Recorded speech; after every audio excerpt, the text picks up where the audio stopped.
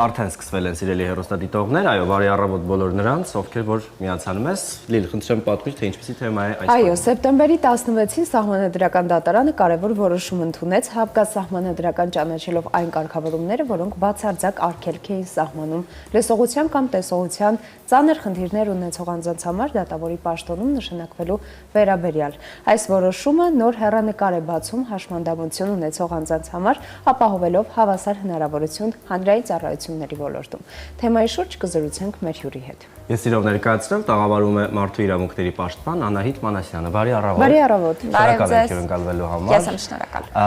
Եվ իսկապես շատ հատկանշական ու կարևոր թեմայի մասին ենք զրուցելու, լսողության կամ տեսողության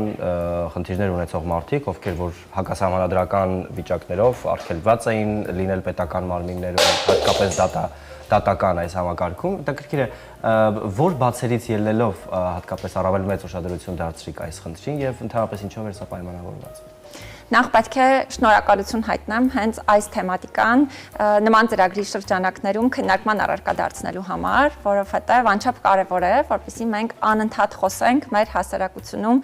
առկա տարատեսակ խմբերի խնդիրների մասին, որպեսզի հնարավորություն ունենանք նաև հաղթահարելու այդ խնդիրները։ Նշեմ, որ այն հիմնական այսպես զարմանք առաջացնող միջավայրը, որը մեր հասարակական միջավայրում կար այս որոշման հետ կապված, նաև իմ նախաձեռնության հետ կապված, հենց բխում էր այն կարծրատիպերից, որոնք մեր հասարակությունում գոյություն ունեն, հաշմանդամություն ունեցող անձանց հետ կապված, որովհետև իհարկե մենք շատ այսպես հռչակագրային առումով մշտապես նշում ենք, որ կարեկցող ենք, ապրումակցող ենք նրանց նկատմամբ եւ այլն, բայց եթե դաշտը ընդհանուր դիտարկենք, ամենակարևոր հանգամանքն այն է, որպեսզի նրանցից յուրաքանչյուրը կարողանա մեզ հետ հավասարապես ներառված լինի, ներգրավված լինի հասարակական կյանքի տարբեր բնագավառներում միանշանակ եւ ունենա ինքնադրսևորման հնարավորություններ։ Եվ այս տեսանկյունից մենք ունենք բազմաթիվ կարծրատիպեր, մասնավորապես այն առումով, որ իհարկե կարևոր ենք համարում, որ այս մարդիկ այսպես ներգրավված լինեն տարբեր բնագավառներում եւ այլն, բայց մեր կողքից ինչ որ փակ սենյակներում, ինչը բնականաբար ճիշտ չէ։ Եվ այս նախաձեռնության հենց ամբողջ իմաստը նրանում էր, որպեսզի մենք կարողանանք ռազմավարական փոփոխություն իրականացնել մեր պետության քաղաքականության շրջանակներում եւ նաեւ շատ կարեւորում եմ, որ Սահմանադրական դատարանը այսպիսի բեկումնային որոշում ընդունեց եւ ինչ որ առումով նաեւ ընդհանուր տրամաբանությունը փոխեց արդեն որպես դատական իշխանություն իրականացնող մարմին։ Շատ լավ, Ինչպես Մարդու իրավունքների գրասենյակը սկսեց այս դիմումը եւ որն էր դրդապատճառը, ինչպես սկսեցիք այն հիմնավորել, ինչու եք այսպիսի հարց բարձրացնում։ Ի սկզբանե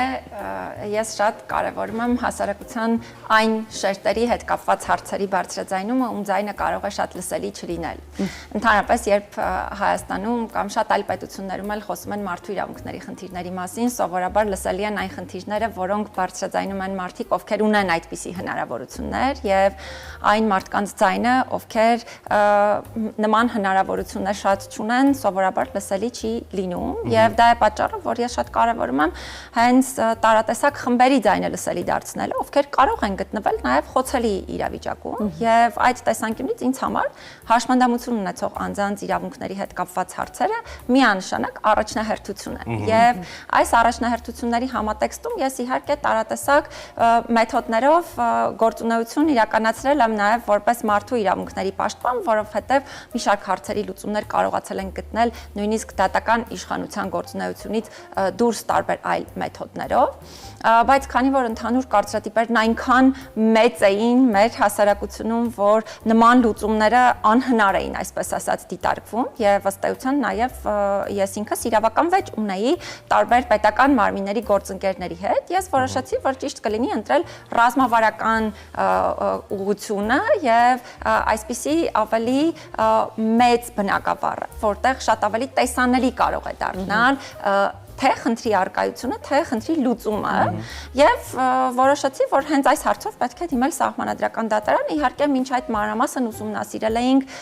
ամբողջ աշխարհում գոյություն ունեցող փորձը, քանի որ եթե դիտարկենք միջազգային չափանիշների տեսանկյունից, ապա նման բացարձակ արգելքներն այսօրվա աշխարհում չեն դիտարկվում իրավահավասարության եւ հակախտրականության ոլորտի չափանիշներին համապատասխան։ Այսինքն, սա միանշանակ է, որ միջազգային ստանդարտների դիտանկյունից խնդրահարույց է եւ նաեւ կան երկրներ, որտեղ օրինակ տեսողության խնդիրներ ունեցող անձինք շատ լայն ծավալով ներգրավված են դատական իշխանության բնագավառում, նաեւ տարբեր այլ առանձնահատկություններ ունեցող անձինք եւ այս ամբողջ փորձը ու միջազգային ստանդարտները ներկայացնելով եւ այդ ամենը համադրելով մեր սահմանադրական կարգավորումների հետ որոշեցինք, որ պարտադիր պետք է հարցը ներկայացնել Սահմանադրական դատարան։ Մենք իհարկե խոսում ենք Սահմանադրական դատարանի մասին եւ նրա որոշման,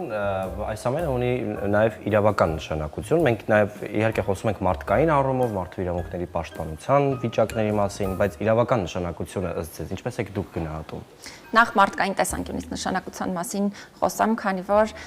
ինձ երբ հարցնում են օրինակ այս հարցը ինչ հետևանք կունենա կոնկրետ իրավական բնագավառի վրա, ես միշտ ասում եմ, որ առաջին հերթին մարդկանց ճակատագրերի վրա կունենա նշանակություն, որովհետև մենք այսպես տարբեր իրավական խնդիրներ տեսնում ենք, բայց շատ քիչ ենք պատկերացնում, որ այդ ամենի ետևում իրական մարդկային ճակատագրեր են, եւ այս տեսանկյունից մենք կարող ենք ձևավորել հնարավորություններ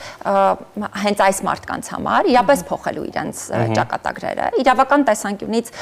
կարևոր դերակատարությունն այն է, որ ըստ էության, երբ վերանում է արգելքը, բնականաբար նաև անձանց համար են հնարավորությունները շատանում, իհարկե նաև պետության համար պարտավորություններն են մեծանում, որովհետև պետությունն էլ պարտավոր է խելամիտ հարմարեցումներ երաշխավորել, որպեսզի այս անձինք ևս ունենան հավասար հնարավորություններ նշված բնագավառներում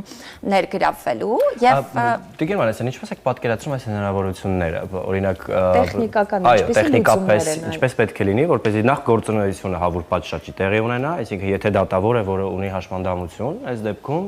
ինչպիսի պայմաններ են պետք նրան, որպեսզի ճիշտ աշխատանքը ընթանա։ Բնականաբար պետք են առաջին հերթին հենց տեխնիկական լուծումներ եւ երբ խոսում էի խելամիտ հարմարեցումների մասին, միանշանակ հենց նաեւ այդ լուծումներն են նշված հարմարեցումների համատեքստում դիտարկվում եւ դարձյալ աշխարհի փորձը ցույց է տալիս, որ նման տեխնիկական հնարավորություններ այսօր գոյություն ունեն եւ իհարկե պետության պարտավորությունն է երաշխավորել, որպեսզի այդ տեխնիկական հնարավորությունները գործող դառնան եւ գոյություն ունեցող դառնան նաեւ մեր հանրապետությունում։ Այստեղ մի կարևոր հանգամանքի պարզապես ուշադրություն պետք է դարձնել, որ շատ կարևոր է, որպեսզի անձանց գիտելիքներն ու հմտությունները առաջնահերթ գնահատման արժանանան եւ առանցքային դիտարկվեն հենց դրանք եւ այս առումով պիտի արձանագրեմ, որ ցավալիորեն մեզ մոտ շատ են նաեւ խնդիրները հաշմանդամություն ունեցող անձանց կրթության իրավունքը երաշխավորելու տեսանկյունից, այո, եւ ես սրան պարտադիր պիտի անդրադառնամ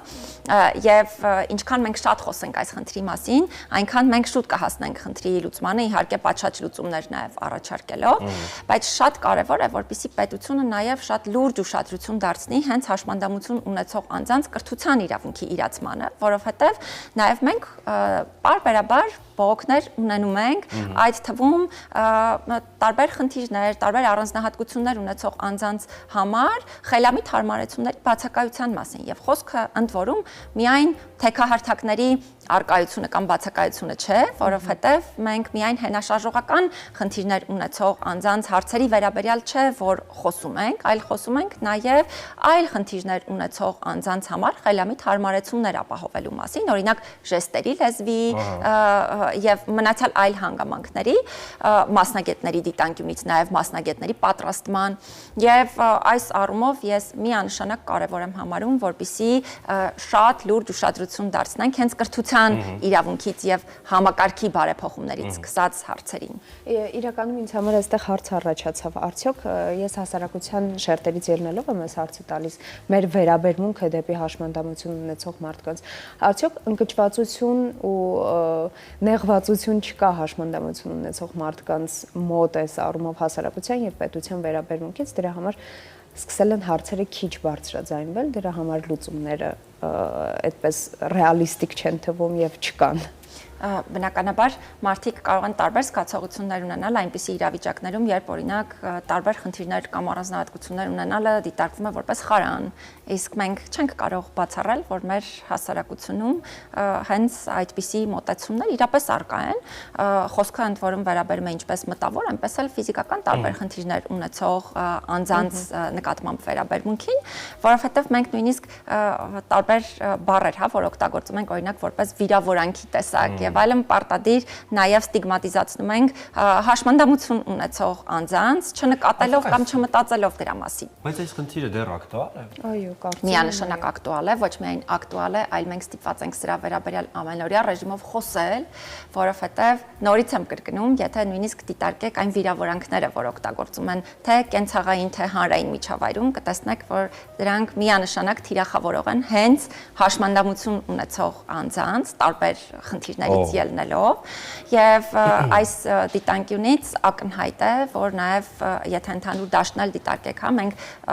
շատ քիչ ենք տեսնում ընդհանրապես հաշմանդամություն ունեցող անձանց եւ դրա պատճառը հենց այն է, որ նախ բազմաթիվ են կարծրատիպերը եւ շատ հաճախ է դա որպես խարան դիտարկվում, երկրորդ ընդհանրապես մատչելի չէ մեր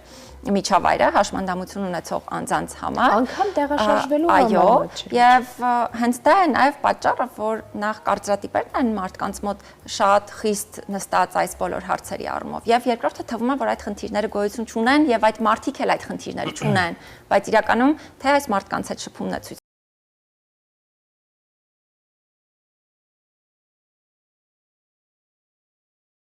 ցույց հուշում, որ մենք պետք է ոչ միայն բարձրաձայնենք, այլ լուծումներ գտնենք այն բոլոր հարցերի համար, որոնք առկա են։ Մարդու իրավունքների պաշտպանը խոսում է նրա մասին, որ հաշմանդամություն ունեցողներին կարող են վիրավորել այս ժամանակներում 21-րդ դարում, քաղաքակիրթ աշխարհում։ Ես պետք է միայն հավելեմ, որ հաշմանդամություն ունեցողին վիրավորողը հաշմանդամ է հոգով։ Սա ավելի վատ է, քան որպես այդպիսին ֆիզիկական կամ մտավոր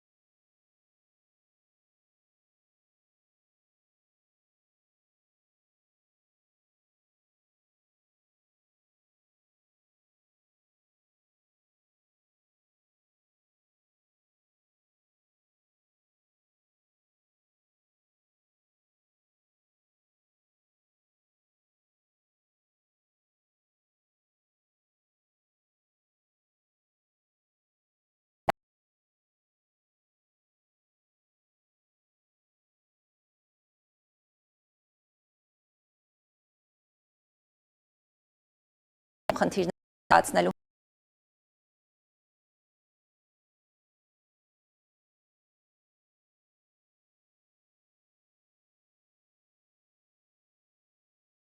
վերաբերելի որոշումների ոչ միայն կայացման, այլ նաև խնդիրների բարձրաձայնման գործընթացում եւ սա եւս առանցքային է նրանց ներառականությունը ապահովելու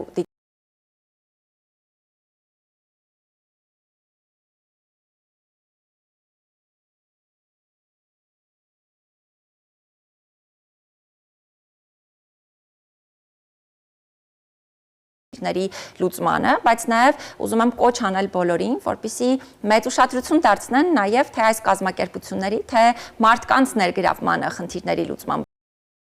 Սա առանցքային է եւ մի կարևոր բանի մասին էլ շեշտադրում անեմ։ Մենք մեր մշտադիտարկման այցերին նաեւ շատ հաճախ ընդգրկում ենք հատկապես եթե խոսքը հաշմանդամություն ունեցող անձանց խնդիրների մշտադիտարկմանն է վերաբերում, հենց հաշմանդամություն ունեցող անձանց եւ սա մեզ եւս հնարավորություն է տալիս հենց իրենց դիտանկյունից տեսնելու խնդիրները, իրենց էլ բնականաբար հնարավորություն է տալիս տեսնելու այն աշխատանքները, որոնք այս բնակավարում մենք ենք փորձում իրականացնել։ Շատ շնորհակալ Եվ շնորհակալ ենք, իսկապես մարդու իրավունքների հանրայնացման, դրա խնդիրների բարձրացման եւ շատ ու շատ ճանապարհներ գտնելու, որոնք որ տանում են այդ խնդիրների լուծման, այնպես որ կսպասենք մեր տաղավարում մյուս հետաքրքիր թեմաները բարձրաձայնելու անպայման եւ զրուցելու դրա մասին։ Ձեզ լավ շարունակություն, Տիկին Մանասյան, եւ վստահ ենք, որ մարդու իրավունքների պաշտպանի գրասենյակը ահավոր պատշաճի կհետևի, որպեսզի այս որոշումը հստակ կիրառվի եւ կիրառելիությանը նաեւ հետևի։ Շնորհակալություն։